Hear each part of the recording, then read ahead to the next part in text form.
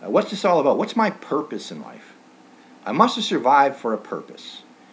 There's got to be some meaning to what I just went through. What's this all about?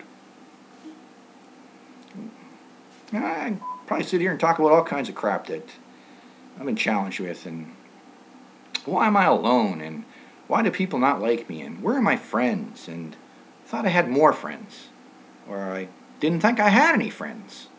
All kinds of weird realities come up when you're put in these weird shoes. People spend time in hospitals. Now, I spent myself in a hospital. I spent a lot of time in a hospital.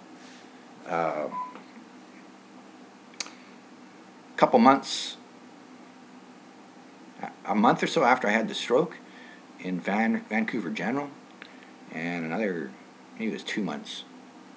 I can't remember. Here's that memory thing again. Probably 2 months or so in a hospital, VGH, because my stroke was based on some weird blood bacteria that grew in my heart valve and rotted it out, and a piece of that like flaked off and went up into my brain, caused a blockage, and it caused my stroke. So I was in there for a long time afterward with some other health issues where they killing this blood bacteria, and then, you know, a lot of hours spent there. And so while you're in there, and you have these nurses that rehabilitate you. They'll take you on these trips to down a hallway into a room where you get to work out, or they help you move stuff, or try to engage you into things that will help you along. Help you along. Excuse me.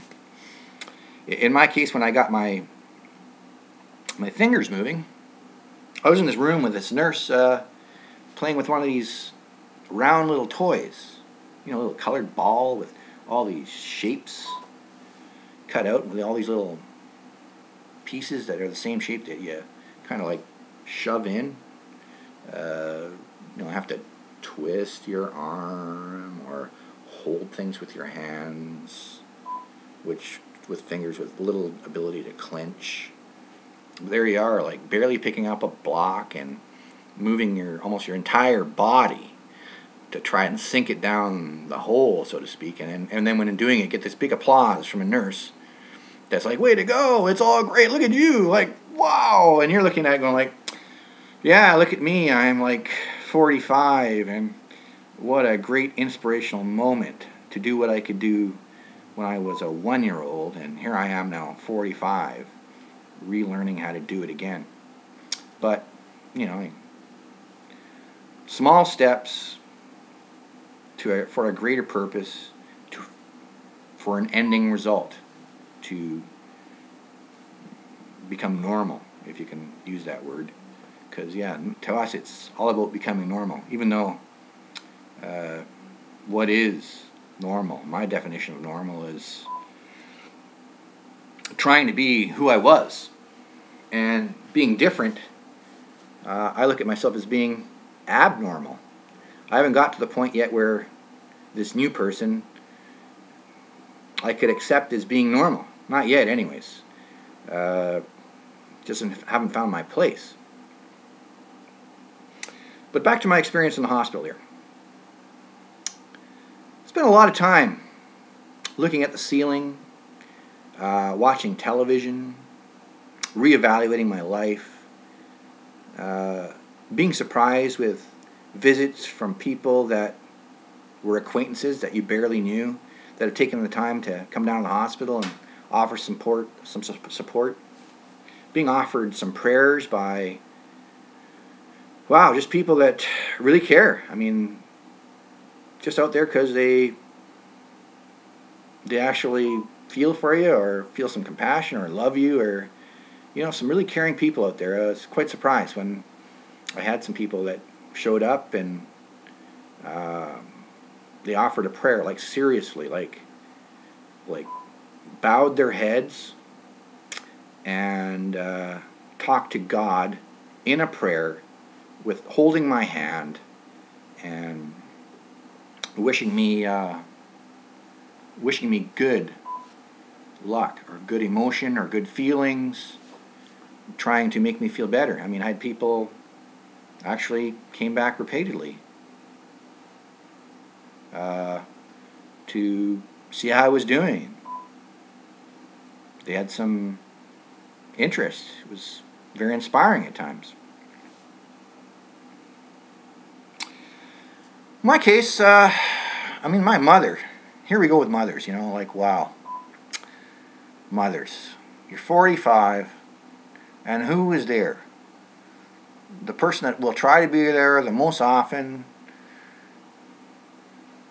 for any means possible. Your mother. Like, wow. It's just like, I can't believe, you'd think at 45, you're, who would think that your mother would be there as much of the time as possible? It's very soothing. It helped me through a lot, where at least my mother was there an hour of the day, a lot of days. You wait days. I mean, you'll wait like 22 or 23 hours with the whole purpose, or the whole living purpose, just to see a person visit you. It's pretty intense, pretty sad at times. I mean, but here's your mother. Yeah, in my case, my mother must be, I dare put an age on it, but crap, like 65, 67, whatever, and I'm 45. And my mother flew down from Trail, which is like a couple-hour flight, and hung around, visited me. My sister, actually, no, not my mother at that point lived close by, so she drove in all the time. My sister, actually, visited me. She flew down from Trail to visit me, but anyways, back to my mother. My mother would come there daily, through traffic for about a 20-mile drive. Spend money on gas, on parking. Could definitely sense a yearning or a calling from me, who was quite upset with my sad reality. Because I had things happen to me that were a little more twisted. I mean, my wife separated exactly at that time, and I never saw my kids for 3 months, the whole time I was in the hospital, or the missus, which is a bit trying for me even today. I just don't, I can't figure it out. I just can't do it. But in any case, for most people, because I spent a lot of time in there, and I saw people come in and out of there and spent days and weeks and months in there, and heard backgrounds of people, and saw people that were injured or whatever, lost mobility, handicapped, all kinds of things. They too were struggling with that loneliness aspect. I mean, you're in there, and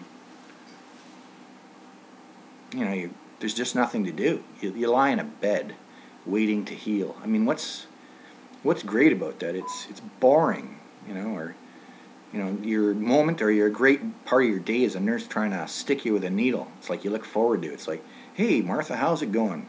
Hey, you got my medication to give me today? How's your day? And they spend their 30 seconds or a minute with you, or they're mopping up your piss or wiping your butt, or whatever. And yet, those are things you look forward to. I mean, you spend a lot of time in there. It's like, hey, I got to go to the bathroom now, and that means that Lisa down the hall is going to accompany me there, and I get to talk to her for a bit. I'm wearing a nightgown, of course, totally exposed, and whatever. It's just a reality where, man, if you had any worry or feeling that you wanted to not show yourself to the masses of people, spend some time in a hospital, man. Everybody's you're wearing the sheet that covers you barely. Everybody can see your butt.